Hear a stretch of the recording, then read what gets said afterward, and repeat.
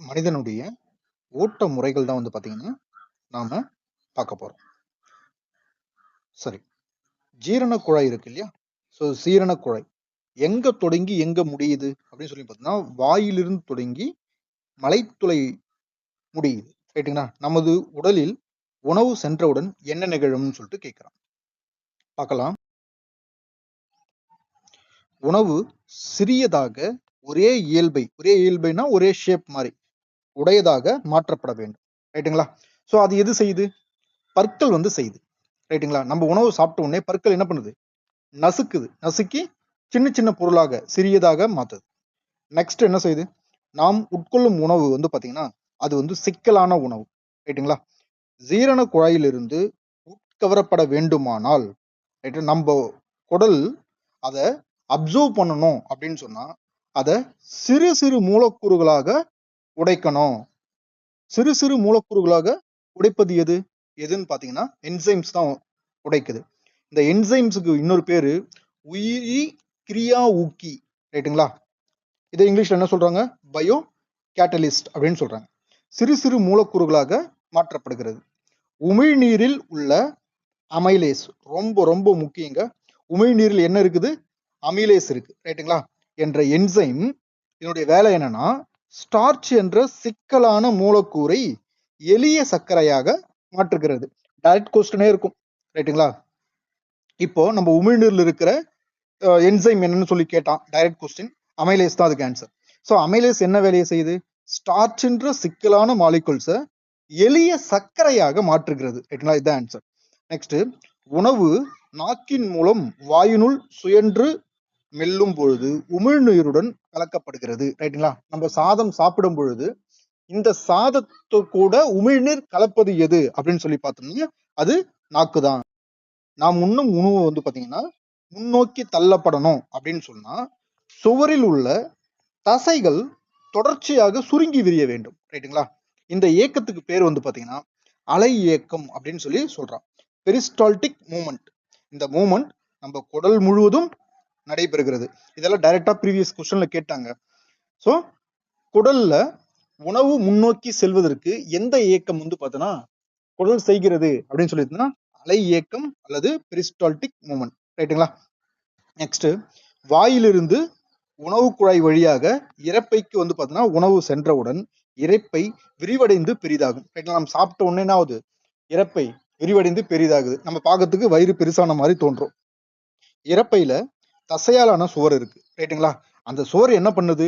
ஜீரண நீருடன் உணவை நன்றாக கலக்க உதவுகிறது. Direct question. ஜீரண நீருடன் உணவை நன்றாக கலக்க உதவுவது எது அப்படின்னு சொன்னா இரைப்பை சுவர் தான் இதுக்கு ஆன்சரா இருக்கும். இரைப்பை சுவர்களில் உள்ள சுரப்பிகள். ரைட்டுங்களா? இரைப்பை சுவர்கள் என்ன இருக்கு? சுரப்பிகள் இருக்கு. அந்த சுரப்பிகள் ஜீரணித்தல் வேலையை வந்து பார்த்தீங்கன்னா செய்யுது. ரைட்டுங்களா? நம்ம சாப்பிட்ற சாப்பாட்டுல இருந்து நியூட்ரிஷன் எது எடுத்துக்குது? அந்த சுரப்பிகள் வந்து எடுத்துக்குது. அது ரொம்ப சின்ன சின்னதா இருக்கும். ரைட்டுங்களா? இவைனா அந்த சுரப்பிகள் ஹைட்ரோகுளோரிக் அமிலம், புரோட்டீனை ஜீரணிக்கும் என்சைம் பெப்சின், இரைப்பை என்சைம் நொதி மற்றும் கோழை போன்றவற்றை வெளியிடுகிறது. ரைட்டுங்களா? அந்த சுரப்பிகள் என்னென்ன வெளியிடுகிறது? ஹைட்ரோகுளோரிக் அமிலத்தை வெளியிடுது. புரோட்டீனை ஜீரணிக்கும் என்சைம் எது அப்படின்னு சொல்லி கேட்டா அது பெப்சின். ரைட்டுங்களா? நம்ம சாப்பிட்ற சாப்பாட்டுல புரோட்டீன் இருக்கு இல்லையா? அதை டைஜஷன் பண்றது எது? பெப்சின் அப்படின்ற என்சைம் தான். Direct question. ரைட்டுங்களா? மற்றும் கோழைனா ஒரு ஜெல்லி மாதிரி இருக்குங்க. இது வந்து பார்த்தோன்னா இரைப்பை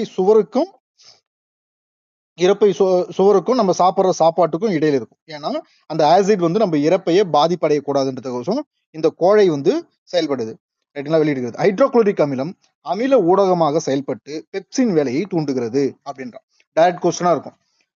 எந்த அமிலம் அமில ஊடகமாக செயல்பட்டு பெப்சினுடைய வேலையை தூண்டுகிறது அப்படின்னு கேட்டோம்னா ஹைட்ரோகுளோரிக் அமிலம். ரைட்டுங்களா? இதுதான் ஆன்சர். இரைப்பையின் உட்சுவர் மீது அமிலம் செயல்படாமல் இருக்க கோழை பாதுகாக்கிறது. ரைட்டுங்களா? ஸோ கோழையுடைய வேலையே இதுதான்.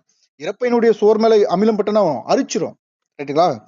ஸோ அரிச்சிரும். அப்படி அரிக்காம இருக்கிறதுக்காக இந்த கோழை வந்து பாதுகாக்க. இரைப்பையிலிருந்து இப்ப எங்க போகுது உணவு? சுருங்கும் தசையின் அது வந்து ஸ்பெங்குலர் மசில் அப்படின்னு சொல்றான்.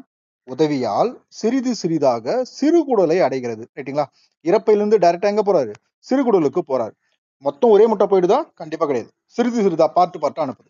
இது ஜீரல மண்டலத்தின் மிக நீளமான பகுதியாகும். டைரக்ட் கொஸ்டின்ங்க. ஜீரண மண்டலத்தின் மிக நீளமான பகுதி எது அப்படின்னு சொல்லி பார்த்தோம்னா அது சிறுகுடல் தான். அது எப்படி இருக்கு? நெருக்கமாக கச்சிதமாக சுற்றப்பட்டுள்ளது. ரொம்ப நெருக்கமா இது வந்து சுத்தி சுத்தி வைக்கப்பட்டுள்ளதாம். ரைட்டுங்களா? உயிரிகள் உண்ணும் உணவிற்கு ஏற்றவாறு சிறுகுடலின் நீளம் வந்து மாறுபடும். ரைட்டுங்களா? சோ உயிரிகள் எந்த மாதிரி உணவை எடுத்துக்குது அப்படின்றத பொறுத்து தான் அந்த சிறுகுடலினுடைய நீளம் வந்து மாறுபடும் சொல்லி சொல்றோம்.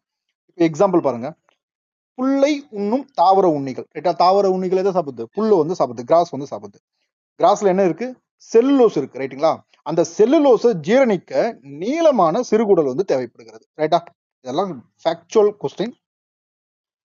நெக்ஸ்ட் என்ன சொல்றாங்கன்னா மாமிசம் எளிதாக ஜீரணமாகும். அப்ப மாமிச உண்ணிகளுக்கு சிறுகுடல் வந்து சிறிதாக இருக்கிறது. அது காரணம் என்ன? மாமிசம் வந்து எளிதாக ஜீரணமாகும். ரைட்டுங்களா?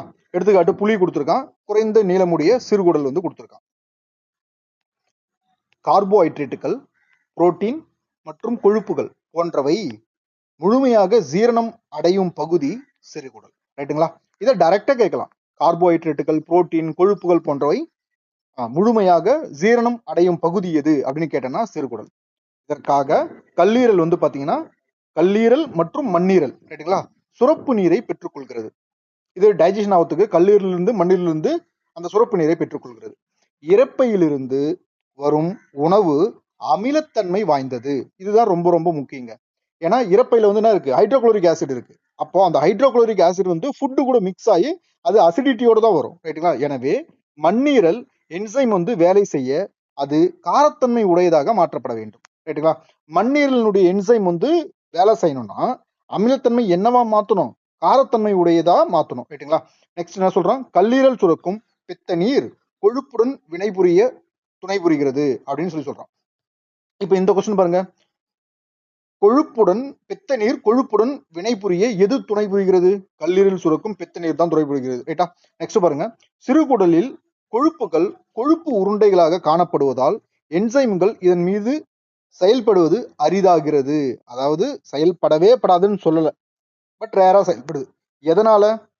கொழுப்புகள் கொழுப்பு உருண்டைகளாக காணப்படுகிறது. பெரிய பெரிய உருண்டைகளாக காணப்படுறதுனால. அப்போ பித்த உப்புக்கள் கொழுப்பு உருண்டைகளை சிறிய சிறிய உருண்டைகளாக உடைக்கிறது. Direct question. கொழுப்பு உருண்டைகளை சிறிய சிறிய உருண்டைகளாக உடைப்பது எது அப்படின்னு கேட்டா என்னதான் ஆன்சர்? பித்த உப்புக்கள் அப்படின்றத வந்து பாத்தீங்கன்னா ஆன்சரா இருக்கும். கணையம் சுரக்கும் கணைய நீரில் டிரிப்சின் என்ற என்சைம் புரோட்டீனை ஜீரணிக்கிறது. ரைட்டுங்களா? அப்போ புரோட்டீனை ஜீரணிக்கும் என்சைம் எதுன்னு கேட்டனா டிரிப்சின் தான். அப்புறம் பாருங்க லைபேஸ் என்ற என்சைம் கொழுப்பை கூழ் போல் மாற்றுகிறது. ரைட்டுங்களா? இப்போ டைரக்ட் கொஸ்டின் தாங்க இது எல்லாமே. கொழுப்பை கூழ் போல் மாற்றும் என்சைம் எது அப்படின்னு சொல்லி கேட்டாங்கன்னா அது லைபேஸ் தான். சிறுகுடலில் உட்சுவரில் உள்ள சுரப்பிகள், அதாவது சிறுகுடல்ல வந்து பாத்தீங்கன்னா உட்சுவர்ல வந்து பாத்தீங்கன்னா சுரப்பிகள் வந்து இருக்காம். ரைட்டுங்களா? குடல் சுரப்பு நீரை சுரக்கிறது. ரைட்டுங்களா? இவை அந்த குடல் சுரப்பு நீர் இவை புரோட்டீனை அமினோ அமிலமாக மாற்றுகிறது. ரைட்டுங்களா? அந்த குடல் சுரப்பு நீர் என்ன பண்ணுது? புரோட்டீனை அமினோ அமிலமாக மாற்றுகிறது. சிக்கலான கார்போஹைட்ரேட்டுகளை குளுக்கோஸாக மாற்றுகிறது. ரைட்டுங்களா? கொழுப்பை கொழுப்பு அமிலம் மற்றும் கிளிசராலாக மாற்றுகிறது. பாருங்க, ஜீரணிக்கப்பட்ட உணவு சிறுகுடல் சோறுகளால் எடுத்துக்கொள்ளப்படுகிறது. ரைட்டுங்களா? சிறுகுடல்ல வந்து பாத்தீங்கன்னா ஒரு சிறிய உறிஞ்சுகள் வந்து இருக்கும். அது ஜீரணமா வந்தெல்லாம் எடுத்துக்குது. ரைட்டுங்களா? சிறுகுடலின் உட்சோரில் உள்ள விரல் போன்ற நீட்சிகள். ரைட்டுங்களா? இதுதான் வந்து பாத்தீங்கன்னா விரல் போன்ற நீட்சிகள். அதுக்கு பேர் என்ன? வில்லி அப்படின்னு சொல்லி சொல்றாங்க. இவை உணவை உறிஞ்சுகின்றது. குடல் உறிஞ்சுகளுக்கு ரத்தத்தை கொடுக்கும் ரத்த நாளங்கள் மூலம் உறிஞ்சப்பட்ட உணவை உடலில் உள்ள ஒவ்வொரு செல்லுக்கும் அளிக்கிறது. ரைட்ங்களா? ஃபுட் வந்து எடுத்து கடைசியா எங்க எடுத்தும் போது செல்லுக்கு வந்து பாத்தீங்கன்னா எடுத்தும் போது அது செல்லு என்ன பண்ணுது? அங்கு இது ஆற்றலை பெறுவதற்கு புதிய திசுக்கள் உருவாக இதான் முக்கியம். ரைட்டுங்களா? நம்ம சாப்பிட்ட சாப்பாட்டுல இருந்து நியூட்ரிஷன் எடுத்து அந்த நியூட்ரிஷனை வச்சு செல்லு என்ன பண்ணுது? புதிய திசுக்கள் உருவாக மற்றும் பழுதடைந்த திசுக்களை புதுப்பிக்க பயன்படுத்தப்படுகிறது அப்படின்னு சொல்லிட்டு கடைசியா உறிஞ்சப்படாத உணவுகள்னு இருக்கு. ரைட்டுங்களா? உறிஞ்சப்படாத உணவு இது எங்க போகுதுன்னா பெருங்குடலுக்கு வந்து பாத்தீங்கன்னா அனுப்பப்படுகிறது. பெருங்குடல்லையும் குடல் உறிஞ்சுகள் அந்த வில்லி வந்து பாத்தீங்கன்னா காணப்படுகிறது. ரைட்டுங்களா? பெருங்குடல்லையும் வில்லிகள் வந்து காணப்படுகிறது. இது பெருங்குடல் வில்லி. ரைட்டுங்களா? உணவுப் பொருட்கள் உள்ள ஃபைனலி உணவுப் பொருட்கள் இருக்கிற நீரை வந்து பாத்தீங்கன்னா உறிஞ்சு கொள்கிறது. மீதி உள்ள பொருட்கள் உடலிலிருந்து மலத்துளை வழியாக ரைட்டுங்களா? எந்த துளை? மலத்துளை வழியாக வெளியேற்றப்படுகிறது. நெக்ஸ்ட் ஃபைனலி என்ன சொல்றான்? கழிவுப் பொருட்கள் வெளியேற்றப்படுவதை மலவாயில் உள்ள சுருங்கும் தசைகள், இது ரொம்ப ரொம்ப முக்கியம். எந்த தசைகள்? சுருங்கும் தசைகள் ஒழுங்குபடுத்தப்படுகின்றன அப்படின்னு சொல்லியிருக்கான்.